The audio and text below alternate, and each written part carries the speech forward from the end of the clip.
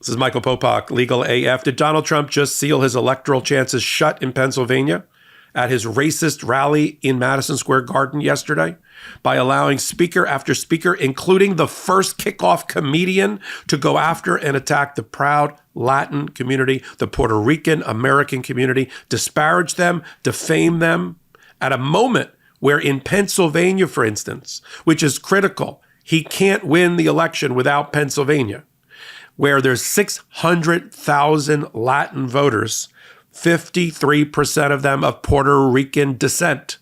How do you think they woke up this morning after seeing Kill Tony, a right-wing podcast comedian, I guess that's what he calls himself, go after the Latin community, a community in Pennsylvania that has doubled since 2000, that is now voting in larger numbers than ever before, and will ultimately be the swing vote now in Pennsylvania, because Donald Trump just put them in play by attacking them. Here's what Kill Tony podcaster had to say about the Puerto Rican community in his stand-up during the beginning of the Madison Square Garden racist event.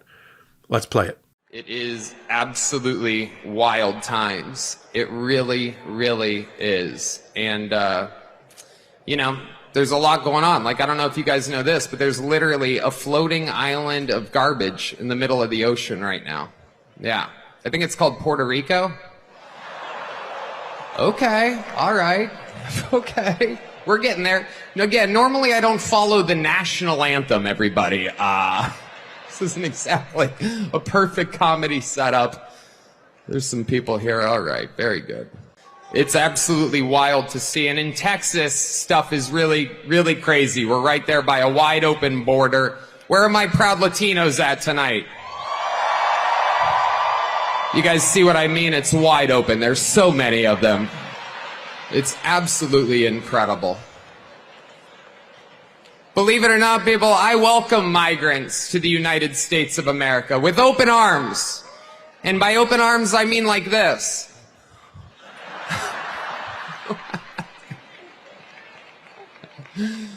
It's wild. And these Latinos, they love making babies too. Just know that. They do. They do. There's no pulling out. They don't do that. They come inside, just like they did to our country.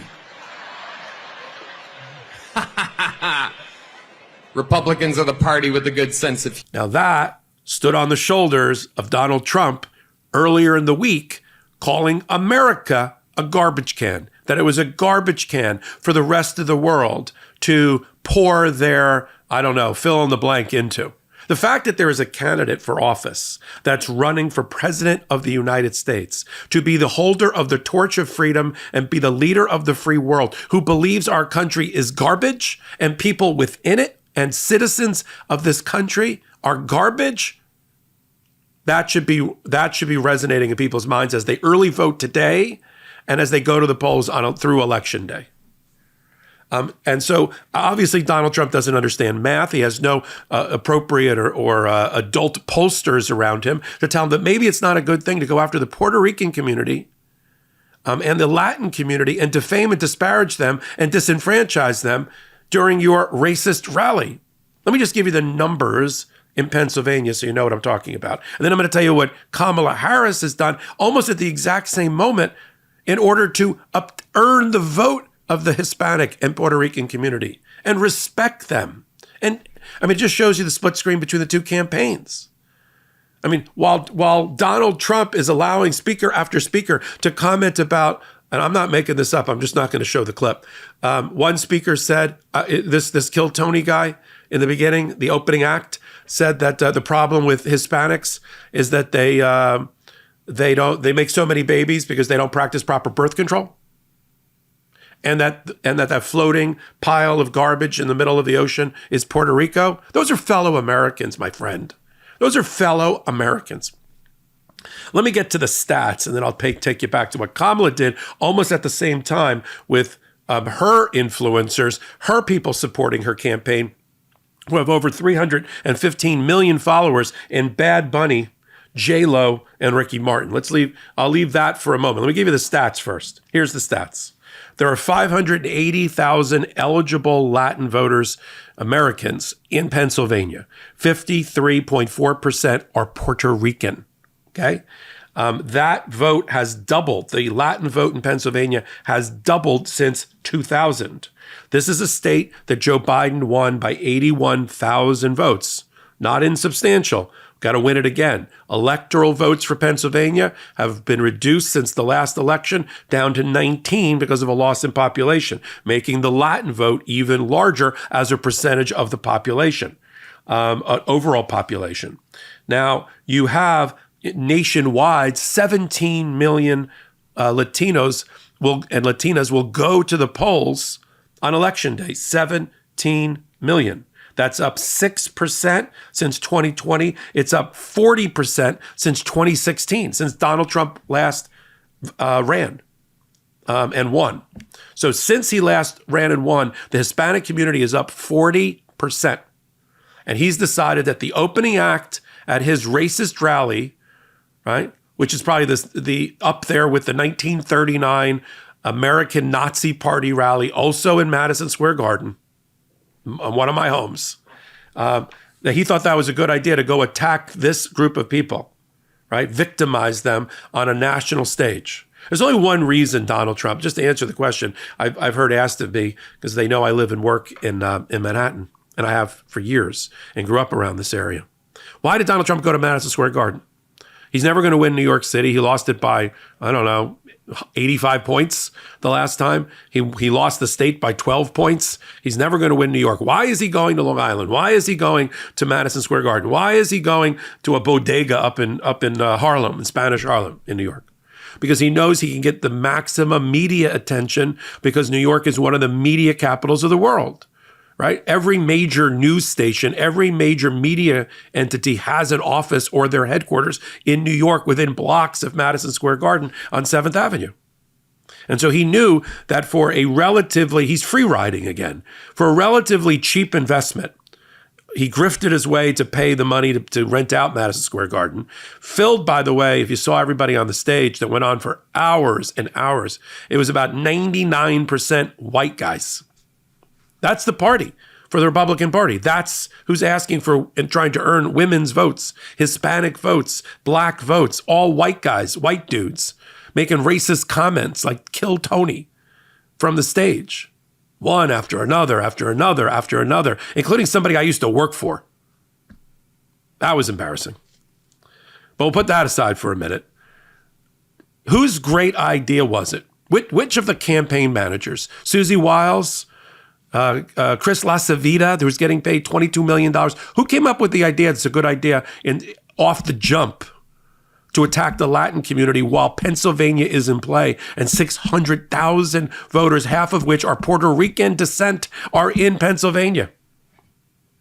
I know they don't care about Puerto Rico as an entity. They never have. Donald Trump, what's his big contribution? Throwing paper towels at them after a hurricane, after saying it wasn't so bad for you there, not that many people died. He battled with the female mayor of San Juan, forever during the hurricane problems that he ignored. And so you got the split screen. While he and his racist henchmen are attacking the proud Latin and Puerto Rican community, right? In a country, again, where 17 million or more Latins are going to go to the polls or have already started to go to the polls in this country, making them a huge block that you need to win if you're going to be president of all the people. Proper sleep can increase focus, boost energy, and improve your mood. Introducing Beam's Dream Powder, a science-backed healthy hot cocoa for sleep. If you know me, you know that Dream has been a game changer for my sleep, and boy, do I need sleep these days. I drink Beam's Dream Powder each night in order to get my optimal sleep. And I gotta say, I wouldn't be recommending this if it didn't actually help me. And today, my listeners get a special discount on Beam's Dream Powder. Their science-backed healthy hot cocoa for sleep with no added sugar. Better sleep has never tasted better. Now available in delicious flavors like chocolate peanut butter, cinnamon cocoa, and sea salt caramel, with only 15 calories and 0 grams of sugar. Other sleep aids can cause next-day grogginess, but Dream contains a powerful all-natural blend of reishi, magnesium, L-theanine, melatonin, and nano-CBD to help you fall asleep, stay asleep, and wake up refreshed. The numbers don't lie. In a clinical study, 93% of participants reported Dream helped them get better sleep. Beam Dream is easy to add to your nighttime routine. Just mix Dream into hot water or milk froth and enjoy before bed. Find out why Forbes and the New York Times are all talking about Beam and why it's trusted by the world's top athletes and business professionals. If you want to try Beam's best-selling Dream powder, get up to 40% off for a limited time when you go to shopbeam.com/legalaf and use code legalaf at checkout. That's shopbeam.com/legalaf and use code legalaf for up to 40% off. Like Kamala Harris. At the same time, while Kill Tony is killing Donald Trump's campaign in Pennsylvania, Kamala Harris, appearing with J-Lo, Bad Bunny, and Ricky Martin, were at Freddie and Tony's restaurant, a very famous spot, especially for politicians, Puerto Rican restaurant in Pennsylvania. Let's roll a clip of that. That was going on at almost the exact same time as the rally in Madison Square Garden. Talk about counter-programming, an exquisite example of the counter-punching successfully of Kamala Harris. Let's roll the clip. I've been to Puerto Rico right after Maria, for example. This is not a new area of focus for me. In fact, my team will tell you that even when I was in the Senate, knowing Puerto Rico doesn't have a senator, I always felt a need and an obligation to do what I could as a senator to make sure that Puerto Rico's needs were met. And I have some work that I did during the Senate years that is in furtherance of that. But this morning I announced what we're gonna, so my whole economic plan, whether it be around affordable housing, getting families a child tax credit, supporting our small businesses, I call it an opportunity economy in terms of the vision, right? About giving people access to opportunity, knowing that the people in all communities, in our community, they want, yes, a job, but they want to be able to build wealth. They want to be able to build intergenerational wealth, home ownership, small business growth, right? So I call it an opportunity economy. The thing I mentioned this morning is I'm going to create basically an opportunity economy task force for Puerto Rico. And specifically focused on two things. One, bringing the private sector with nonprofits, with the Puerto Rican leadership around and the federal government around focusing on what we need to do around building economic opportunity on the island as an extension of the overall plan for an opportunity economy. Again, home ownership, small business, all of that. But the second piece of it specifically, and this is something I saw from the times that I've been there to examine what we need to do better, is the electrical grid, right? Yes. Right. And so focusing specifically on what we need to do to bring resources and to attract investment to finally deal with that grid. And who do you want to vote for? I mean, for those that are still on the fence, I don't know what we're down to at this point. You want this neo-Nazi rally, which everyone is comparing it, and I did a prior hot take on this, the 1939 infamous rally of Nazis and German Americans and Germans in Madison Square Garden. You want that?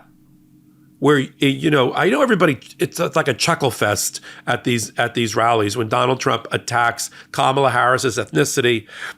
Tucker Carlson said she'll be the first, Samoan, Malaysian, low IQ prosecutor to ever be president. I mean, something like that. It's always these white guys telling the jokes up on the stage that they used to tell in the locker rooms of private, racist, members-only, segregationist golf courses and golf clubs. Now in country clubs. Now they just say it out loud. And then at these chuckle fests, it's always about, going after people.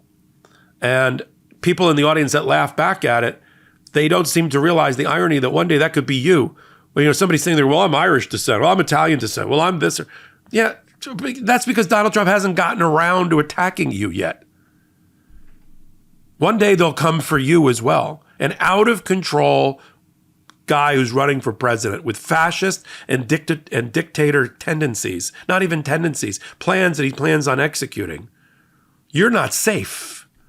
You're not safe in that country just because he's not currently going after you or threatening to put you in a concentration camp. That's coming. And,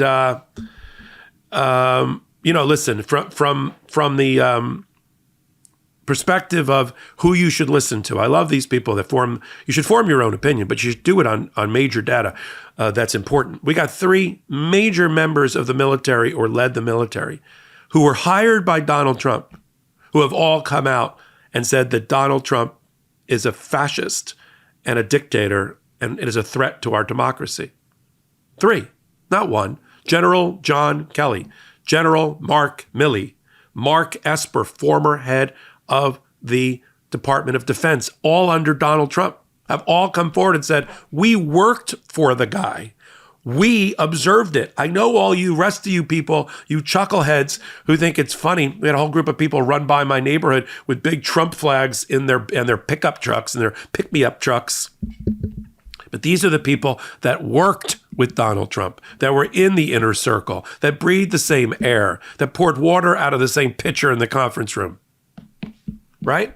And they're telling America that they're scared.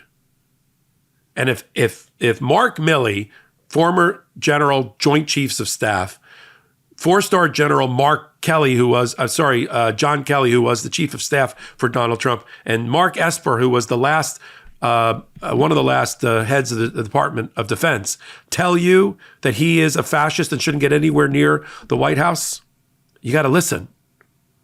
Instead of listening to whatever that just was for 4 or 5 hours in Madison Square Garden, where I assume if we hold his feet to the fire, Donald Trump just killed his electoral chances in Pennsylvania. Now, let's be frank.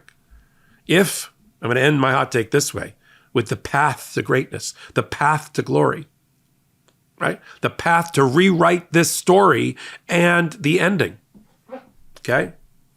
Kamala Harris and Tim Walz win Pennsylvania, Wisconsin, and Michigan. Game over. They've won the presidency. She's won the presidency. There's other ways to do it, but the clearest path, the easiest path, the bluest wall is Pennsylvania, Wisconsin, and Michigan. Now, I'd love to throw in Arizona. I'd love to throw in Nevada. I'd love to throw in Georgia. Those are extras. Okay, this is pass-fail at this point. Sure, I want to crush MAGA. Sure, I want her to get 300 plus electoral votes. I'd like 400 plus electoral votes. It's possible. If she ran the table on all the places where it's a toss-up or where blue leading, she'd have a lot of votes and she'd crush MAGA for now. But it's pass-fail. Just give me 270.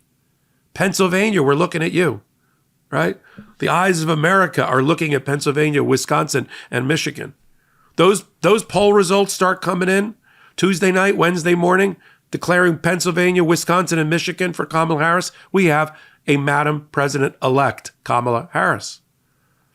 Rest of the states too. I'm not giving up on Georgia. I'm not giving up on North Carolina. I'm not giving up on Nevada and Arizona, right? The other likely places. And if she runs that table, that's the message that we're sending as Americans, that this is not what we just saw parading up on the stage at Madison Square Garden is not our America. It's an America of values, of patriotism, where you don't attack your fellow citizen. You reach out and give them a helping hand. I don't attack. I've been to Puerto Rico a number of times.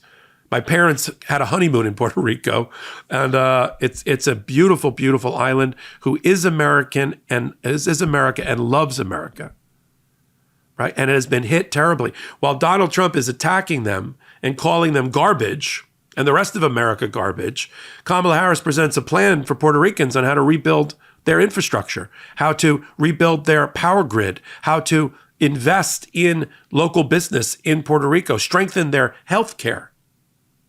Because they are a group that suffered and never fully recovered from the hurricanes from 5-6 years ago. That's leadership.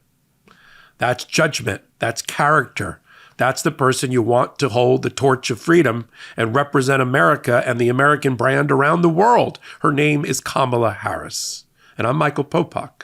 I'm reporting here on Legal AF and on the MeidasTouch Network. So until my next report, my next podcast, my next exclusive content on Legal AF, the podcast, or Legal AF, the YouTube.